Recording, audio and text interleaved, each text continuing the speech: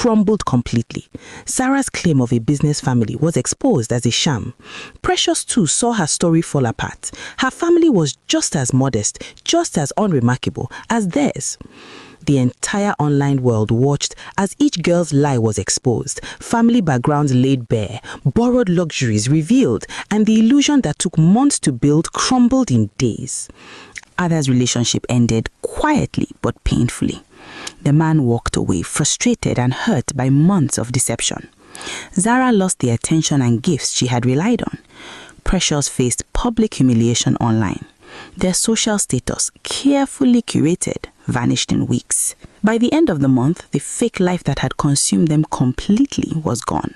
The borrowed clothes, wigs, and shows were returned or discarded. Loan apps had started collections.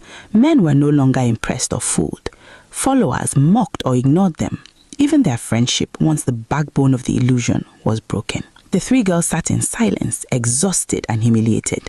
They had created a life that looked perfect, glamorous, and enviable, but it was built entirely on lies, borrowed wealth, manipulation, and debt.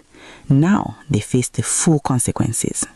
The fake life was over, and the girls had nothing left but the lessons of what happens when a life of illusion is lived too far beyond reality. After months of exposure, humiliation, and debt, the girls' lives had changed irreversibly. The glamorous fake life they once lived was gone, leaving only consequences, shame, and fractured dreams. Zara could no longer bear the constant whispers, judgment, and embarrassment in Lekki. Friends who had once admired her now avoided her. Men she had charmed no longer trusted her. Even casual outings became a source of stress. Unable to face the social pressure, she packed up and moved back to Aginuke, far from Lekki's clubs, parties, and social scene. Away from the city, she tried to escape the gossip, rebuild her life quietly, and distance herself from the lies she once lived. But the shame followed her, invisible yet heavy, a constant reminder of how far she had fallen. Ada's life changed differently, but just as painfully. Her ex, the man she had manipulated with her butt pad and staged curves, began exposing her to his friends and social circle. He spoke about her lies, how she had insisted on low lights during intimacy, and how her curves were fake. The story spread quickly. Men who had been interested in her before now ignored her, laughed at her, or confronted her directly. Ada no longer received dates or admiration. The carefully curated persona she had relied on to attract attention was shattered under public scrutiny and rejection. Precious, though not publicly exposed, was not spared. The embarrassment of repeated borrowed items, online call-outs, and fractured friendships haunted her. Though she did not move away like Zara or face public dating humiliation like Ada, she lived with the quiet weight of having participated in the deception. Every interaction, online or offline, carried the memory of exposure and failure. The Instagram account they had built for months, full of glamorous photos and staged lifestyle, was suspended.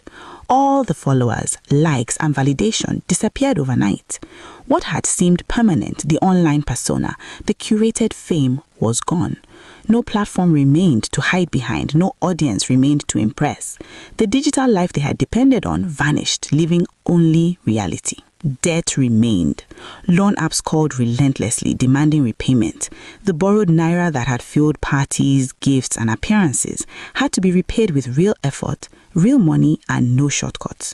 The financial consequences of their fake life were tangible, painful, and unavoidable. In Lekki, friends and social circles remembered them differently. Where once they were glamorous, confident, and admired, now they were known as girls who lived a fake life, borrowed everything, and were publicly exposed. Reputation, once the most valuable asset in their world, had been destroyed. The girls had to confront the truth. The fake life was never sustainable. The glamour, the parties, the men, the borrowed wealth, the staged posts, none of it could last. Lies, manipulation, and borrowed appearances always have consequences, and those consequences had arrived. Zara, Ada, and Precious each faced their own version of reality. Zara in Aginuke, trying to live quietly and escape judgment. Ada isolated and publicly exposed as a fake bomb girl. Precious, quietly burdened by shame and regret. The glamorous illusions of Lekki were gone, replaced by the harsh lessons of truth, responsibility, and the cost of living a lie. In the end, the fake life was over. Not with a dramatic confrontation, but with a quiet collapse. Friendships fractured, reputations destroyed, debts mounting, and the realization that appearances, no matter how perfect, cannot replace honesty or reality. The girls had played the game, lived the lie, and now they were left to pick up the pieces of the real lives they had ignored for so long. Lekki, Instagram, and the men they deceived would never forget.